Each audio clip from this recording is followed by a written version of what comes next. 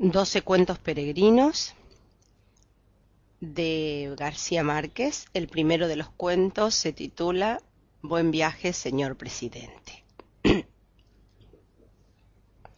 Estaba sentado en el escaño de madera bajo las hojas amarillas del parque solitario, contemplando los cisnes polvorientos, con las dos manos apoyadas en el pomo de plata del bastón y pensando en la muerte. Cuando vino a Ginebra por primera vez, el lago era sereno y diáfano, y había gaviotas mansas que se acercaban a comer en las manos, y mujeres de alquiler que parecían fantasmas de las 6 de la tarde, con volantes de organdí y sombrillas de seda. Ahora, la única mujer posible hasta donde alcanzaba la vista era una vendedora de flores en el muelle desierto. Le costaba creer que el tiempo hubiera podido hacer semejantes estragos, no solo en su vida, sino también en el mundo.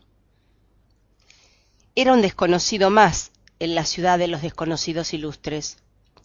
Llevaba el vestido azul oscuro con rayas blancas, el chaleco de brocado y el sombrero duro de los magistrados en retiro. Tenía un bigote altivo de mosquetero, el cabello azulado y abundante con ondulaciones románticas, las manos de arpista con la sortija de viudo en el anular izquierdo y los ojos alegres. Lo único que delataba el estado de su salud era el cansancio de la piel. Y aun así, a los 73 años, seguía siendo de una elegancia principal. Aquella mañana, sin embargo, se sentía a salvo de toda vanidad. Los años de la gloria y el poder habían quedado atrás sin remedio, y ahora solo permanecían los de la muerte. Había llegado a Ginebra después de 2 guerras mundiales, en busca de una respuesta terminante para un dolor que los médicos de la Martinica no lograron identificar. Había previsto no más de 15 días, pero iban ya 6 semanas de exámenes agotadores y resultados inciertos, y todavía no se vislumbraba el final. Buscaban el dolor en el hígado, en el riñón, en el páncreas, en la próstata, donde menos estaba, hasta aquel jueves indeseable en que el médico menos notorio de los muchos que había visto lo citó a las 9 de la mañana en el pabellón de neurología. La oficina parecía una celda de monjes, y el médico era pequeño y lúgubre, y tenía la mano derecha escayolada por una fractura del pulgar. Cuando apagó la luz, apareció en la pantalla la radiografía iluminada de una espina dorsal, que él no reconoció como suya hasta que el médico señaló con un puntero, debajo de la cintura, la unión de 2 vértebras. «Su dolor está aquí», le dijo. Para él no era tan fácil. Su dolor era improbable y escurridizo, y a veces parecía estar en el costillar derecho, y a veces en el bajo vientre, y a menudo lo sorprendía con una punzada instantánea en la ingle. El médico lo escuchó en suspenso y con el puntero inmóvil en la pantalla. «Por eso nos despistó durante tanto tiempo», dijo. «Pero ahora sabemos que está aquí». Luego se puso el índice en la sien y precisó: «Aunque en estricto rigor, señor presidente, todo dolor está aquí». Su estilo clínico era tan dramático que la sentencia final pareció benévola. El presidente tenía que someterse a una operación arriesgada e inevitable. Este le preguntó cuál era el margen de riesgo y el viejo doctor lo envolvió en una luz de incertidumbre. «No podríamos decirlo con certeza», le dijo. «Hasta hacía poco», precisó, «los riesgos de accidentes fatales eran grandes, y más aún los de distintas parálisis de diversos grados. Pero en los avances médicos de las 2 guerras, esos temores eran cosas del pasado». «Váyase tranquilo», concluyó. «Prepare bien sus cosas y avísenos. Pero eso sí, no olvide que cuanto antes será mejor». No era una buena mañana para digerir esa mala noticia, y menos a la intemperie. Había salido muy temprano del hotel, sin abrigo, porque vio un sol radiante por la ventana, y se había ido con sus pasos contados desde el Chemin de Beausoleil, donde estaba el hospital, hasta el refugio de enamorados furtivos del Parque Inglés. Llevaba allí más de una hora, siempre pensando en la muerte, cuando empezó el otoño.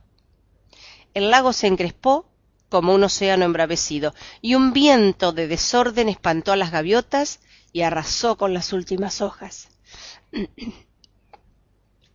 El presidente se levantó y en vez de comprársela a la florista, arrancó una margarita de los canteros públicos y se la puso en el ojal de la solapa. La florista lo sorprendió. «Esas flores no son de Dios, señor», le dijo disgustada. «Son del ayuntamiento». Él no le puso atención. Se alejó con trancos ligeros empuñando el bastón por el centro de la caña y a veces haciéndolo girar con un donaire un tanto libertino.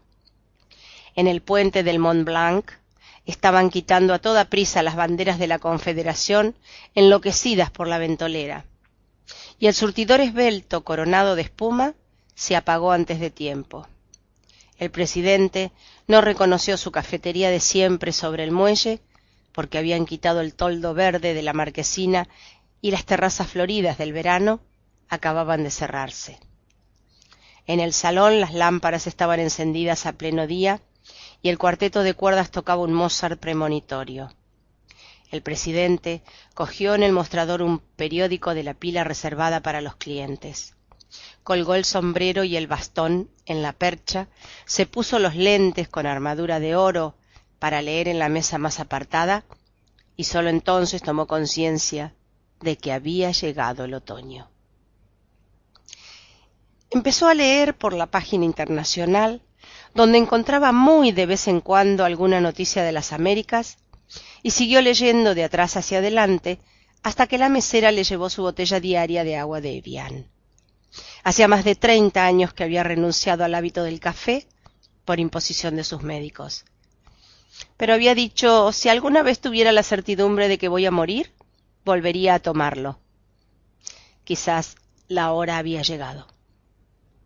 «Tráigame también un café», ordenó en un francés perfecto, y precisó, sin reparar en el doble sentido, «a la italiana, como para levantar a un muerto». Se lo tomó sin azúcar, a sorbos lentos, y después puso la taza boca abajo en el plato para que el sedimento del café, después de tantos años, tuviera tiempo de escribir su destino. El sabor recuperado lo redimió por un instante de su mal pensamiento. Un instante después, como parte del mismo sortilegio, sintió que alguien lo miraba. Entonces pasó la página con un gesto casual, miró por encima de los lentes y vio al hombre pálido y sin afeitar, con una gorra deportiva y una chaqueta de cordero volteado, que apartó la mirada al instante para no tropezar con la suya. Su cara le era familiar. Se habían cruzado varias veces en el vestíbulo del hospital. Lo había vuelto a ver cualquier día en una motoneta por la Promenade du Lac, mientras él contemplaba los cisnes, pero nunca se sintió reconocido. No descartó, sin embargo, que fuera otra de las tantas fantasías persecutorias del exilio. Terminó el periódico sin prisa, flotando en los chelos suntuosos de Brahms, hasta que el dolor fue más fuerte que la analgesia de la música. Entonces miró el espejito de oro que llevaba colgado de una leontina en el bolsillo del chaleco y se tomó las 2 tabletas calmantes del mediodía con el último trago del agua de Evian. Antes de quitarse los lentes, descifró su destino en el asiento del café y sintió un estremecimiento glacial. Allí estaba la incertidumbre. Por último pagó la cuenta con una propina etítica. Cogió el bastón y el sombrero en la percha y salió a la calle sin mirar al hombre que lo miraba. Se alejó con su andar festivo bordeando los canteros de flores despedazadas por el viento y se creyó liberado del hechizo. Pero de pronto sintió los pasos detrás de los suyos. Se detuvo al doblar la esquina y dio media vuelta. El hombre que lo seguía tuvo que pararse en seco para no tropezar con él, y lo miró sobrecogido, a menos de 2 palmos de sus ojos. «Señor presidente», murmuró. «Dígale a los que le pagan que no se hagan ilusiones», dijo el presidente sin perder la sonrisa ni el encanto de la voz. «Mi salud es perfecta». «Nadie lo sabe mejor que yo», dijo el hombre, abrumado por la carga de dignidad que le cayó encima. «Trabajo en el hospital». La dicción y la cadencia, y aún su timidez, eran las de un Caribe crudo. «No me dirá que es médico», le dijo el presidente. «¿Qué más quisiera yo, señor?», dijo el hombre. «Soy chofer de ambulancia». «Lo siento», dijo el presidente, convencido de su error. «Es un trabajo duro. No tanto como el suyo, señor». Él lo miró sin reservas. Se apoyó en el bastón con las 2 manos y le preguntó con un interés real. «¿De dónde es usted?» «Del Caribe». «De eso ya me di cuenta», dijo el presidente. «Pero, ¿de qué país?» «Del mismo que usted, señor», dijo el hombre y le tendió la mano. «Mi nombre es Homero Rey». El presidente lo interrumpió sorprendido sin soltarle la mano. «Caray», le dijo, «qué buen nombre». Homero se relajó. «Y es más todavía», dijo. «Homero Rey de la casa». Una cuchillada invernal los sorprendió, indefensos en mitad de la calle. El presidente se estremeció hasta los huesos y comprendió que no podría caminar sin abrigo las 2 cuadras que le faltaban hasta la fonda de pobres donde solía comer. «¿Ya almorzó?», le preguntó Homero.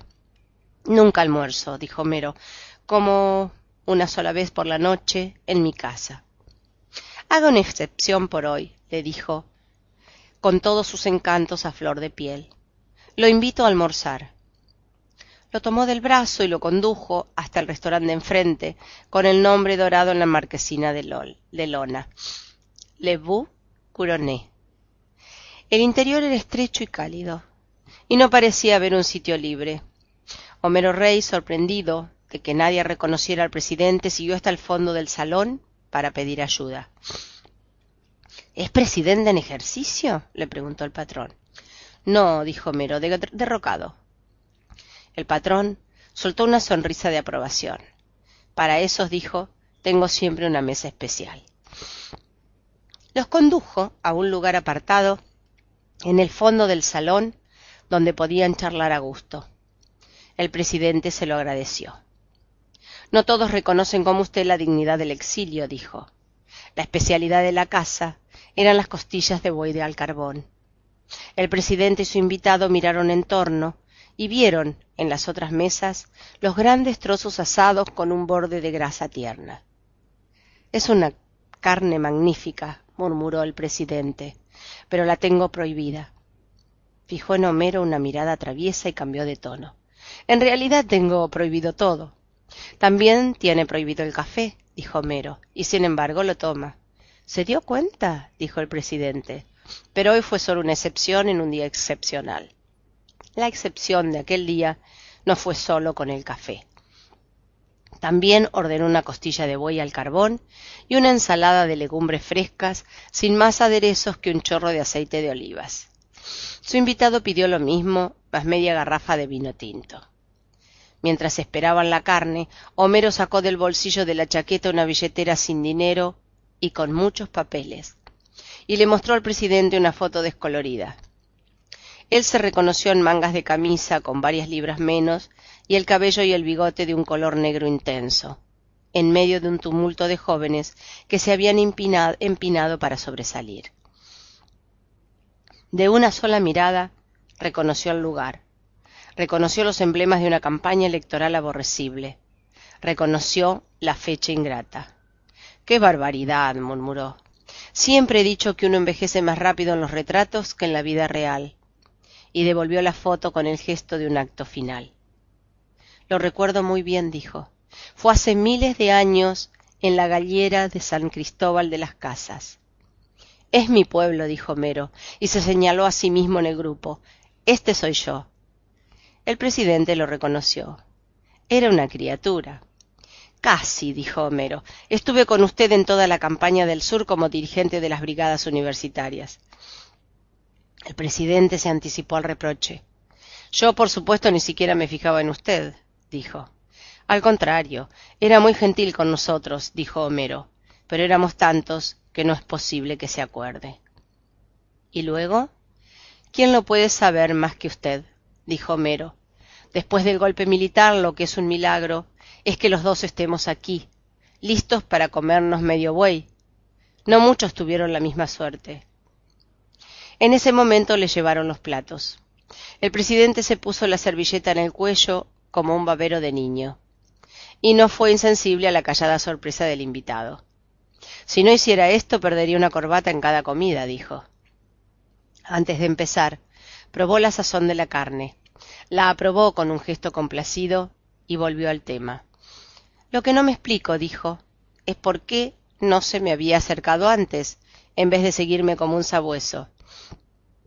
Entonces, Homero le contó que lo había reconocido desde que lo vio entrar en el hospital por una puerta reservada para casos muy especiales.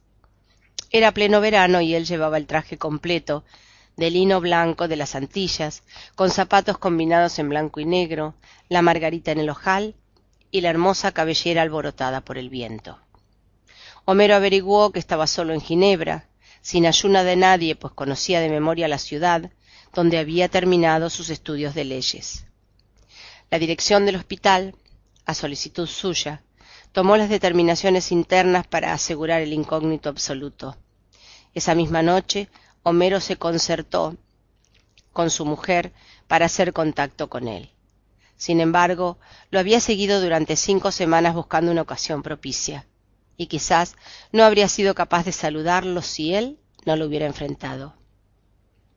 Me alegro que lo haya hecho, dijo el presidente, aunque la verdad es que no me molesta para nada estar solo. No es justo. ¿Por qué?, preguntó el presidente con sinceridad. La mayor victoria de mi vida ha sido lograr que me olviden.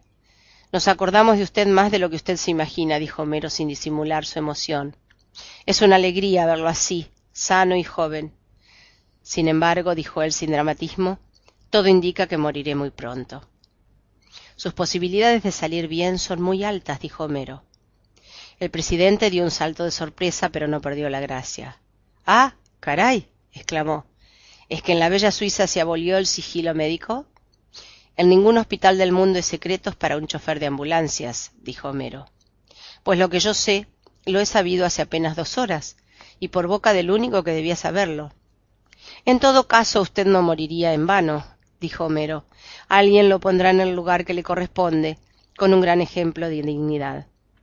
El presidente fingió un asombro cómico. Gracias por prevenirme, dijo. Comía como hacía todo, despacio y con gran pulcritud. Mientras tanto, miraba a Homero directo a los ojos, de modo que éste tenía la impresión de ver lo que él pensaba. Al cabo de una larga conversación de evocaciones nostálgicas, hizo una sonrisa maligna. Había decidido no preocuparme por mi cadáver, dijo, pero ahora veo que debo tomar ciertas precauciones de novela policíaca para que nadie lo encuentre. Será inútil, bromeó Homero a su vez. En el hospital no hay misterios que duren más de 1 hora. Cuando terminaron con el café, el presidente leyó el fondo de su taza y volvió a estremecerse. El mensaje era el mismo. Sin embargo, su expresión no se alteró. Pagó la cuenta en efectivo, pero antes verificó la suma varias veces. Contó varias veces el dinero con un cuidado excesivo y dejó una propina que solo mereció un gruñido del mesero. Ha sido un placer, concluyó al despedirse de Homero. No tengo fecha para la operación y ni siquiera he decidido si voy a someterme o no. Pero si todo sale bien, volveremos a vernos. ¿Y por qué no antes?, dijo Homero. La Sara, mi mujer, es cocinera de ricos. Nadie prepara el arroz con camarones mejor que ella y nos gustaría tenerlo en casa una noche de estas. Tengo prohibidos los mariscos, pero los comeré con mucho gusto, dijo él. Dígame cuándo. El jueves es mi día libre, dijo Homero. Perfecto, dijo el presidente. El jueves a las 7 de la noche estoy en su casa. Será un placer. Yo pasaré a recogerlo, dijo Homero. Hotelería Dames, 14 Rue de l'Industrie. detrás de la estación. ¿Es correcto? Correcto, dijo el presidente y se levantó, más encantador que nunca. Por lo visto, sabe hasta el número que calzo. Claro, señor, dijo Homero divertido. 41. Lo que Homero Rey no le contó al presidente, pero se lo siguió contando durante años a todo el que quiso oírlo, fue que su propósito inicial no era tan inocente. Como otros choferes de ambulancia, tenía arreglos con empresas funerarias y compañías de seguros para vender servicios dentro del mismo hospital, sobre todo a pacientes extranjeros de escasos recursos. Eran ganancias mínimas y además había que repartirlas con otros empleados que se pasaban de mano en mano los informes secretos sobre los enfermos graves. Pero era un buen consuelo para un desterrado sin porvenir que subsistía a duras penas con su mujer y sus 2 hijos con un sueldo ridículo. La Sarah Davis, su mujer, fue más realista. Era una mulata fina de San Juan de Puerto Rico, menuda y maciza, del color del caramelo en reposo y con unos ojos de perra brava que le iban muy bien a su modo de ser. Se habían conocido en los servicios de caridad del hospital, donde ella trabajaba como ayudante de todo, después que un rentista de su país, que la había llevado como niñera, la dejó al garete en Ginebra. Se habían casado por el rito católico, aunque ella era princesa yoruba, y vivían en una sala y 2 dormitorios en el 8º piso, sin ascensor, de un edificio de emigrantes africanos. Tenían una niña de 9 años, Bárbara, y un niño de 7, Lázaro, con algunos índices menores de retraso mental.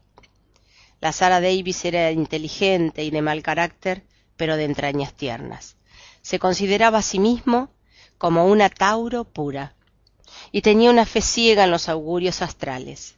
Sin embargo, nunca pudo cumplir el sueño de ganarse la vida como astróloga de millonarios. En cambio, aportaba a la casa recursos ocasionales y a veces importantes, preparando cenas para señoras ricas que se lucían con sus invitados, haciéndoles creer que eran ellas las que cocinaban los excitantes platos antillanos. Homero, por su parte, era tímido de solemnidad y no daba para más de lo poco que hacía, pero la Sarah no concebía la vida sin él por la inocencia de su corazón y el calibre de su arma. Les había ido bien, pero los años venían cada vez más duros y los niños crecían. Por los tiempos en los que llegó el presidente, habían empezado a picotear sus ahorros de 5 años. De modo que cuando Homero Rey lo descubrió entre los enfermos incógnitos del hospital, se les fue la mano en las ilusiones. No sabían, a ciencia cierta, qué le iban a pedir ni con qué derecho. En el primer momento habían pensado venderle el funeral completo, incluidos el embalsamamiento y la repatriación. Pero poco a poco se fueron dando cuenta de que la muerte no parecía tan inminente como al principio. El día del almuerzo estaban ya aturdidos por las dudas. La verdad es que Homero no había sido dirigente de brigadas universitarias ni nada parecido, y la única vez que participó en la campaña electoral fue cuando tomaron la foto, que habían logrado encontrar por milagro traspapelada en el ropero. Pero su fervor era cierto. Era cierto también que había tenido que huir del país por su participación en la resistencia callejera contra el golpe militar, aunque la única razón para seguir viviendo en Ginebra, después de tantos años, era su pobreza de espíritu. Así que una mentira de más o de menos no debía ser un obstáculo para ganarse el favor del presidente. La primera sorpresa de ambos fue que el desterrado ilustre viviera en un hotel de 4ª categoría, en el barrio triste de la Grotte, entre emigrantes asiáticos y mariposas de la noche, y que comiera solo en fondas pobres, cuando Ginebra estaba llena de residencias dignas para políticos en desgracia. Homero lo había visto repetir día tras día los actos de aquel día.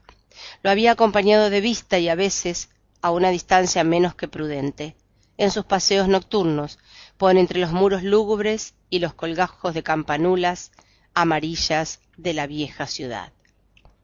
Lo había visto absorto durante horas frente a la estatua de Calvino, Había subido tras él paso a paso las escalinatas de piedra, sofocado por el perfume ardiente de los jazmines, para contemplar los lentos atardeceres del verano desde la cima del Burgfjord.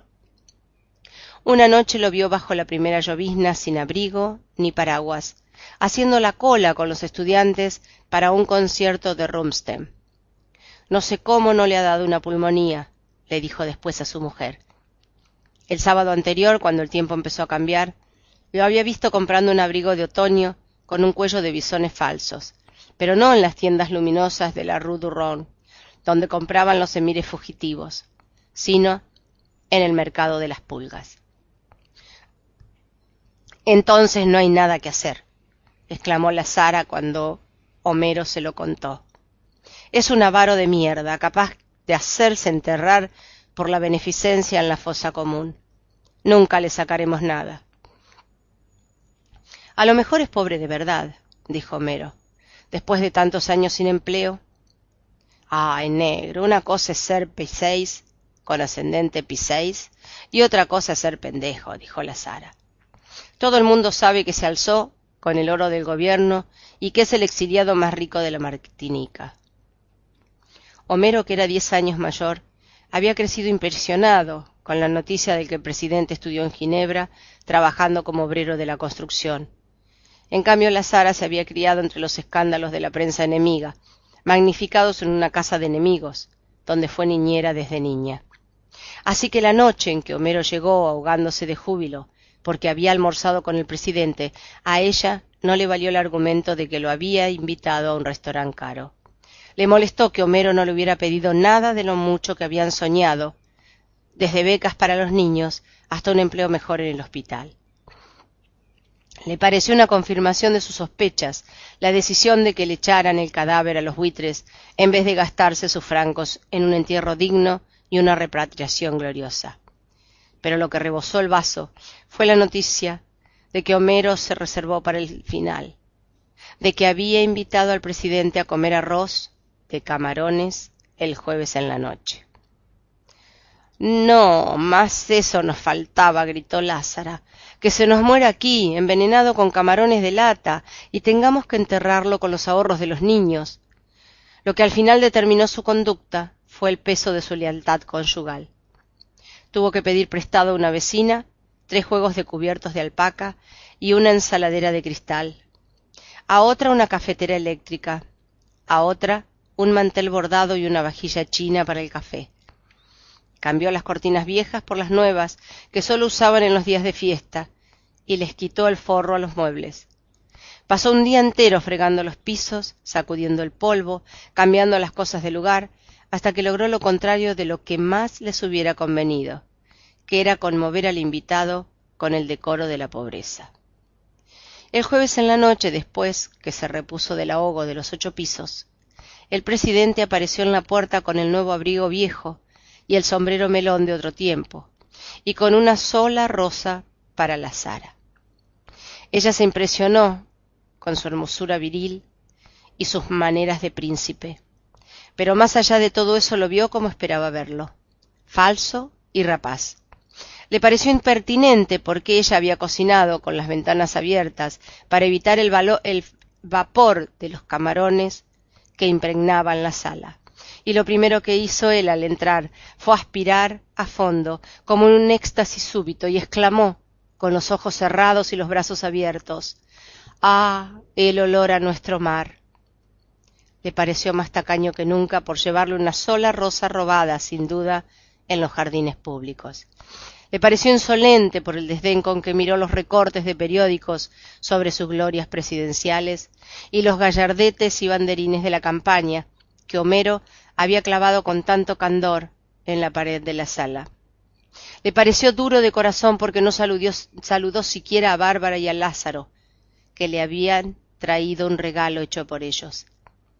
Y en el curso de la cena se refirió a 2 cosas que no podía soportar: los perros y los niños. Los odió. Lo odió. Sin embargo, su sentido caribe de la hospitalidad se impuso sobre sus prejuicios. Se había puesto la bata africana de sus noches de fiesta y sus collares y pulseras de santería, y no hizo durante la cena un solo gesto, ni dijo una palabra de sobra. Fue más que reprochable, perfecta. La verdad era que el arroz de camarones no estaba entre las virtudes de su cocina, pero lo hizo con los mejores deseos y le quedó muy bien. El presidente se sirvió 2 veces, sin medirse en los elogios, y le encantaron las tajadas fritas de plátano maduro y la ensalada de aguacate, aunque no compartió las nostalgias. La Sara se conformó con escuchar hasta los postres, cuando Homero se atascó, sin que viniera a cuento, en el callejón sin salida de la existencia de Dios. Yo sí creo que existe, dijo el presidente, pero que no tiene nada que ver con los seres humanos. Anda en cosas mucho más grandes. Yo solo creo en los astros, dijo la Sara, y escrutó la reacción del presidente. ¿Qué día nació usted? 11 de marzo. Tenía que ser, dijo la Sara con un sobresalto triunfal, y preguntó de buen tono, ¿no serán demasiado 2 pizzas en una misma mesa? Los hombres seguían hablando de Dios cuando ella se fue a la cocina a preparar el café. Había recogido los trastos de la comida y ansiaba con toda su alma que la noche terminara bien.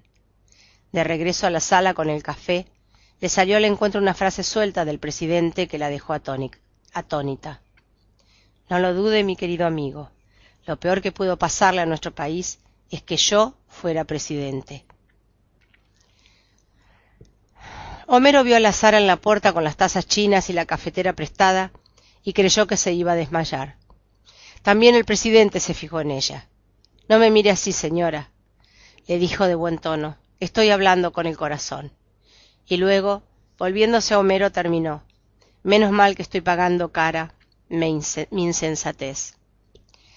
La Sara sirvió el café, apagó la lámpara cenital de la mesa cuya luz inclemente estorbaba para conversar, y la sala quedó en una penumbra íntima. Por primera vez se interesó en el invitado, cuya gracia no alcanzaba a disimular su tristeza. La curiosidad de la Sara aumentó cuando él terminó el café y puso la taza boca abajo en el plato para que reposara el asiento. El presidente les contó en la sobremesa que había escogido la isla de Martinica para su destierro por la amistad con el poeta Aimé Césaire, que por aquel entonces acababa de publicar su Cahiers d'un retour au pays natal, y le prestó ayuda para iniciar una nueva vida. Con lo que les quedaba de la herencia de la esposa compraron una casa de maderas nobles en las colinas de Fort-de-France, con alambreras en las ventanas y una terraza de mar llena de flores primitivas, donde era un gozo dormir con el alborozo de los grillos y la brisa de melaza y ron de caña de los trapiches.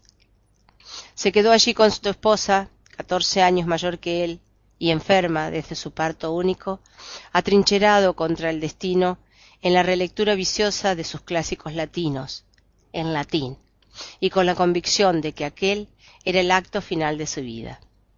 Durante años tuvo que resistir las tentaciones de toda clase de aventuras que le proponían sus partidarios derrotados. Pero nunca volví a abrir una carta, dijo, nunca desde que descubrí que hasta las más urgentes eran menos urgentes una semana después, y que a los 2 meses no se acordaba de ellas ni el que las había escrito. Miró a la Sara a media luz cuando encendió un cigarrillo y se lo quitó con un movimiento ávido de los dedos. Le dio una chupada profunda y retuvo el humo en la garganta. La Sara, sorprendida, cogió la cajetilla y los fósforos para encender otros, pero él le devolvió el cigarrillo encendido.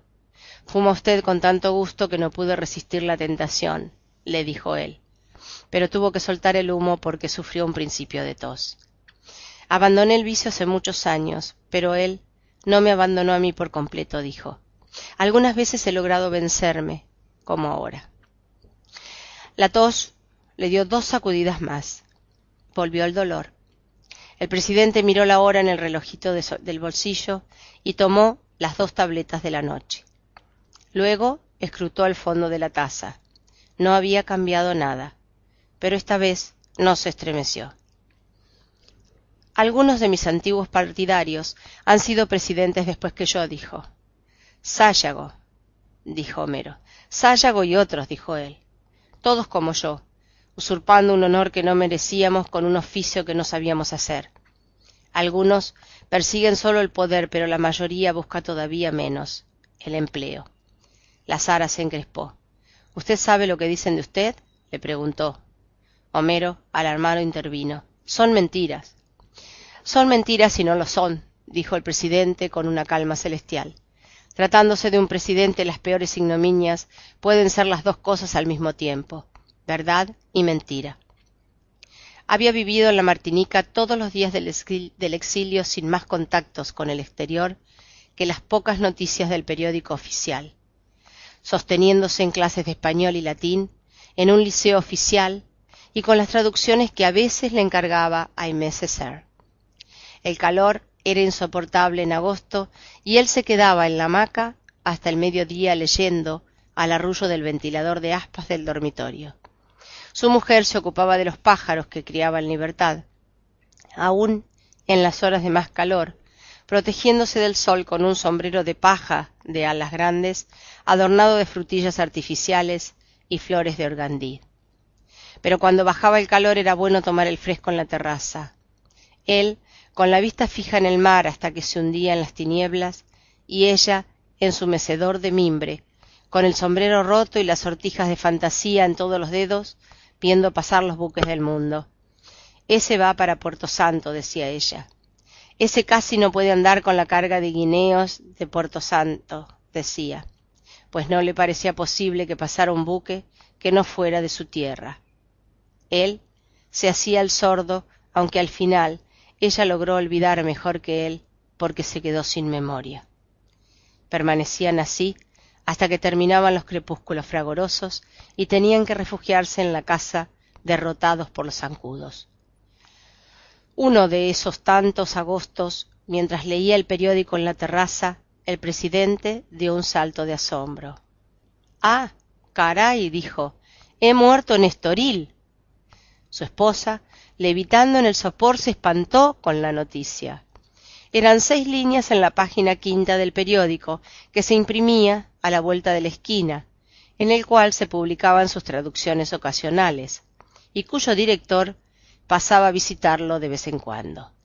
Y ahora decía que había muerto en Estoril, de Lisboa, balneario y guarida de la decadencia europea, donde nunca había estado, y tal vez el único lugar del mundo donde no hubiera querido morir. La esposa murió de veras 1 año después, atormentada por el último recuerdo que le quedaba para aquel instante, el del único hijo, que había participado en los derrocamientos de su padre y fue fusilado más tarde por sus propios cómplices. El presidente suspiró. «Así somos, y nada podrá redimirnos», dijo. «Un continente, concebido por las heces del mundo entero, sin un instante de amor, hijos de raptos, de violaciones, de tratos infames, de engaños, de enemigos con enemigos». Se enfrentó a los ojos africanos de la Sara, que lo escudriñaban sin piedad, y trató de amansarla con una labia de viejo maestro. La palabra mestizaje significa mezclar las lágrimas con la sangre que corre. ¿Qué puede esperarse de semejante brebaje? La Sara lo clavó en su sitio con un silencio de muerte, pero logró sobreponerse, poco antes de la medianoche, y lo despidió con un beso formal. El presidente se opuso a que Homero lo acompañara al hotel, pero no pudo impedir que lo ayudara a conseguir un taxi. De regreso a casa, Homero encontró a su mujer descompuesta de furia. «Ese es el presidente mejor tumbado del mundo», dijo ella, «un tremendo hijo de puta». A pesar de los esfuerzos que hizo Homero por tranquilizarla, pasaron en vela una noche terrible.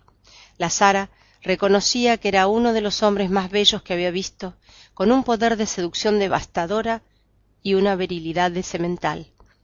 «Así como está viejo y jodido, debe ser todavía un tigre en la cama», dijo, pero creía que esos dones de Dios los había malbaratado al servicio de la simulación. No podía soportar sus alardes de haber sido el peor presidente de su país, ni sus ínfulas de asceta, si estaba convencida de que era dueño de la mitad de los ingenios de la Martinica, ni la hipocresía de su desdén por el poder, si era evidente que lo daría todo por volver de un minuto a la presidencia para hacerles morder el polvo a sus enemigos. Y todo eso, concluyó, solo por tenernos rendidos a sus pies.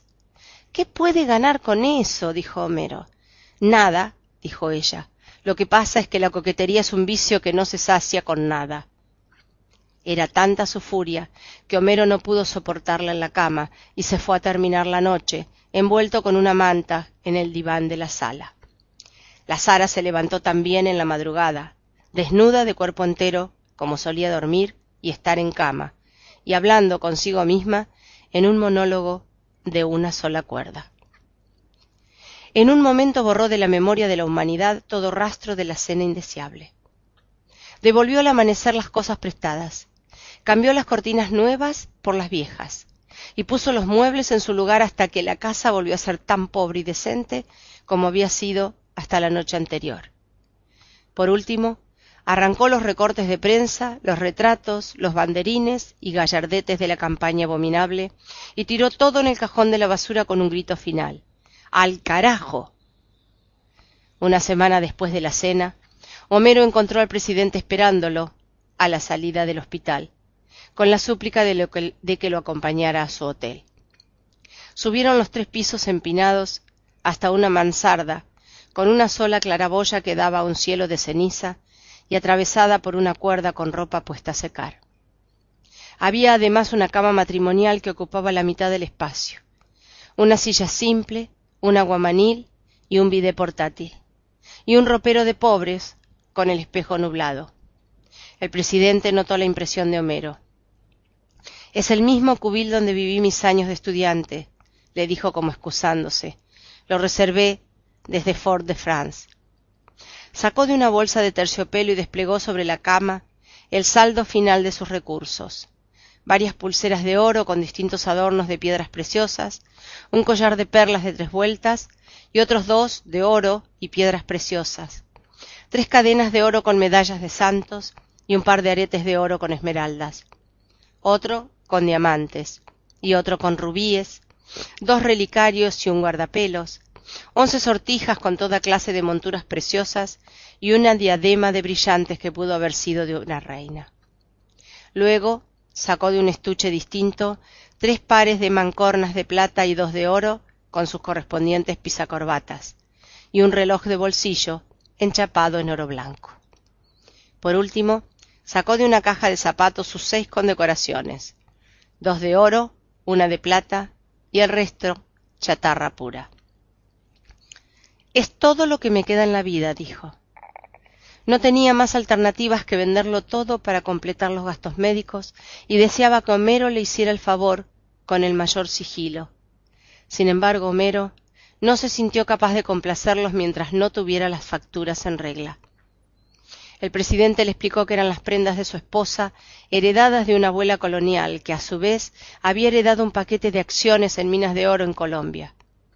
El reloj, las mancuernas y los pisacorbatas eran suyos. Las condecoraciones, por supuesto, no fueron antes de nadie. «No creo que alguien tenga facturas de cosas así», dijo. Homero fue inflexible. «En ese caso», reflexionó el presidente, «no me quedará más remedio que dar la cara». Empezó a recoger las joyas con una calma calculada. «Le ruego que me perdone, mi querido Homero, pero es que no hay peor pobreza que la de un presidente pobre», le dijo. «Hasta sobrevivir parece indigno». En ese instante Homero lo vio con el corazón y le rindió sus armas.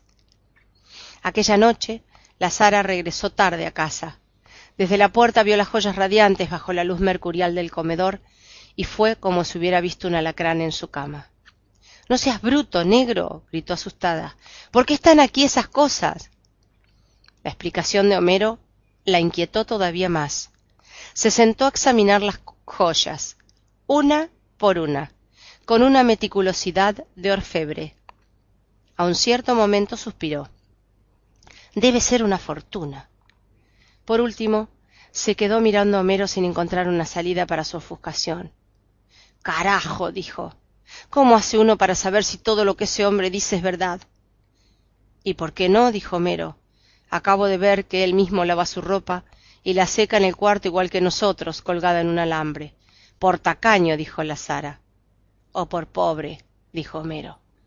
La Sara volvió a examinar las joyas, pero ahora con menos atención porque también ella estaba vencida. Así que la mañana siguiente se vistió con lo mejor que tenía, se aderezó con las joyas que le parecieron más caras, se puso cuantas sortijas pudo en cada dedo, hasta en el pulgar, y cuantas pulseras pudo ponerse en cada brazo, y se fue a venderlas. A ver quién le pide facturas a la Sara Davis, dijo al salir, pavoneándose de risa. Escogió la joyería exacta, con más ínfulas de prestigio, donde sabía que se vendía y se compraba sin demasiadas preguntas, y entró aterrorizada pero pisando firme. Un vendedor, vestido de etiqueta, enjuto y pálido, le hizo una veña teatral al besarle la mano y se puso a sus órdenes. El interior era más claro que el día, por los espejos y las luces intensas, y la tienda entera parecía de diamante. La Sara, sin mirar apenas al empleado, por temor de que se le notara la farsa, siguió hasta el fondo. El empleado la invitó a sentarse ante uno de los 3 escritorios Luis XV, que servían de mostradores individuales, y extendió, encima, un pañuelo inmaculado. Luego se sentó frente a la Sara y esperó. ¿En qué puedo servirle? Ella se quitó las sortijas, las pulseras, los collares, los aretes, todo lo que llevaba a la vista, y fue poniéndolo sobre el escritorio en un orden de ajedrez. Lo único que quería, dijo, era conocer su verdadero valor. El joyero se puso el monóculo en el ojo izquierdo y empezó a examinar las alhajas con un silencio clínico. Al cabo de un largo rato, sin interrumpir el examen, preguntó: ¿De dónde es usted? La Sara no había previsto esa pregunta. Ay, mi señor, suspiró, de muy lejos. Me lo imagino, dijo él. Volvió al silencio mientras la Sara lo escudriñaba sin misericordia con sus terribles ojos de oro. El joyero le consagró una atención especial a la diadema de diamantes y la puso aparte de las otras joyas. La Sara suspiró. Es usted un Virgo perfecto, dijo. El joyero no interrumpió el examen. ¿Cómo lo sabe? Por el modo de ser, dijo la Sara. Él no hizo ningún comentario hasta que terminó y se dirigió a ella con la misma parsimonia del principio. ¿De dónde viene todo esto? Herencia de una abuela, dijo la Sara con voz tensa. Murió el año pasado en Paramaribo a los 97 años. El joyero la miró entonces a los ojos. Lo siento mucho, le dijo, pero el único valor de estas cosas es lo que pese el oro. Cogió la diadema con la punta de los dedos y la hizo brillar bajo la luz deslumbrante. Salvo esta, dijo. Es muy antigua, egipcia tal vez, y sería invaluable si no fuera por el mal estado de los brillantes, pero de todos modos tiene un cierto valor histórico. En cambio, las piedras de las otras alhajas, las amatistas, las esmeraldas, los rubíes, los ópalos, todas, sin excepción, eran falsas. Sin duda las originales fueron buenas, dijo el joyero, mientras recogía las prendas para devolverlas, pero de tanto pasar de una generación a otra, se han ido quedando en el camino las piedras legítimas, reemplazadas por culos de botella. La Sara sintió una náusea verde, respiró hondo y dominó el pánico. El vendedor la consoló. Ocurre a menudo, señora. Ya lo sé, dijo la Sara aliviada, por eso quiero salir de ellas. Entonces sintió que estaba más allá de la farsa y volvió a ser ella misma. Sin más vueltas, sacó del bolso las mancuernas, el reloj de bolsillo, los pisacorbatas, las condecoraciones de oro y plata y el resto de baratijas personales del presidente y puso todo sobre la mesa. ¿También esto?, preguntó el joyero. Todo, dijo la Sara. Los francos suizos con que le pagaron eran tan nuevos que temió mancharse los dedos con la tinta fresca. Los recibió sin contarlos, y el joyero la despidió en la puerta con la misma ceremonia del saludo. Ya de salida, sosteniendo la puerta de cristal para cederles el paso, la demoró un instante. Y una última cosa, señora, le dijo. Soy Acuario. A la prima noche, Homero y la Sara llevaron el dinero al hotel. Hechas otra vez las cuentas, faltaba un poco más, de modo que el presidente se quitó y fue poniendo sobre la cama el anillo matrimonial, el reloj con la leontina y las mancuerdas y el pisacorbatas que estaba usando. La Sara le devolvió el anillo.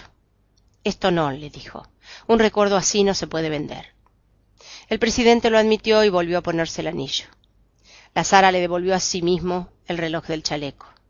«Esto tampoco», dijo. El presidente no estuvo de acuerdo, pero ella lo puso en su lugar. «¿A quién se le ocurre vender relojes en Suiza?» «Ya vendimos uno», dijo el presidente. «Sí, pero no por el reloj, sino por el oro». «También este es de oro», dijo el presidente. «Sí», dijo la Sara, «pero usted puede hasta quedarse sin operar, pero no sin saber qué hora es». Tampoco le aceptó la montura de oro de los lentes, aunque él tenía otro par de carey. Sopesó las prendas que tenía en la mano y puso término a las dudas. Además dijo: «Con esto alcanza». Antes de salir, descolgó la ropa mojada sin consultárselo y se la llevó para secarla y plancharla en la casa. Se fueron en la motoneta, Homero conduciendo y la Sara en la parrilla abrazada a su cintura. Las luces públicas acababan de encenderse en la tarde de malva. El viento había arrancado las últimas hojas y los árboles parecían fósiles desplumados. Un remolcador descendía por el ródano con un radio a todo volumen que iba dejando por las calles un reguero de música. Georges Brassens cantaba: «Mon amour, tiens bien la barre, le temps va passer par là». Homero y la Sara corrían en silencio embriagados por la canción y el olor memorable de los jacintos. Al cabo de un rato, ella pareció despertar de un largo sueño. «Carajo», dijo. «¿Qué?» «El pobre viejo», dijo la Sara. «¡Qué vida de mierda!». El viernes siguiente, 7 de octubre, el presidente fue operado en una sesión de 5 horas que por el momento dejó las cosas tan oscuras como estaban. En rigor, el único consuelo era saber que estaba vivo. Al cabo de 10 días, lo pasaron a un cuarto compartido con otros enfermos y pudieron visitarlo. Era otro, desorientado y macilento, compartido con otros enfermos y con un cabello ralo que se le desprendía con el solo roce de la almohada. De su antigua prestancia solo le quedaba la fluidez de las manos. Su primer intento de caminar con 2 bastones ortopédicos fue descorazonador. La Sara se quedaba a dormir a su lado para ahorrarle el gasto de una enfermera nocturna. Uno de los enfermos del cuarto pasó la primera noche gritando por el pánico de la muerte. Aquellas veladas interminables acabaron con las últimas resistencias de la Sara. A los 4 meses de haber llegado a Ginebra, le dieron el alta. Homero, administrador meticuloso de sus fondos exiguos, pagó las cuentas del hospital y se lo llevó en su ambulancia con otros empleados que ayudaron a subirlo al 8º piso. Se instaló en la alcoba de los niños, a quienes nunca acabó de reconocer, y poco a poco volvió a la realidad. Se empeñó en los ejercicios de rehabilitación con un rigor militar, y volvió a caminar con un solo bastón. Pero aún vestido con la buena ropa de antaño, estaba muy lejos de ser el mismo, tanto por su aspecto como por el modo de ser. Temeroso del invierno que se anunciaba muy severo y que en realidad fue el más crudo de lo que iba del siglo, decidió regresar en un barco que zarpaba de Marsella el 13 de diciembre, contra el criterio de los médicos que querían vigilarlo un poco más. A última hora el dinero no alcanzó para tanto y la Sara quiso completarlo a escondidas de su marido con un rasguño más en los ahorros de los hijos, pero también allí encontró menos de lo que suponía. Entonces Homero le confesó que lo había cogido a escondidas de ella para completar la cuenta del hospital. Bueno, se resignó la Sara, digamos que era el hijo mayor. El 11 de diciembre lo embarcaron en el tren de Marsella bajo una fuerte tormenta de nieve, y solo cuando volvieron a casa encontraron una carta de despedida en la mesa de noche de los niños.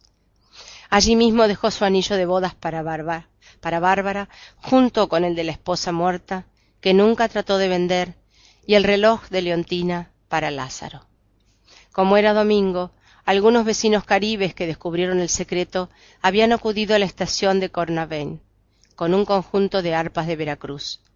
El presidente estaba sin aliento, con el abrigo de perdulario y una larga bufanda de colores que había sido de la Sara, pero aún así permaneció en el pescante del último vagón, despidiéndose con el sombrero bajo el azote del vendaval.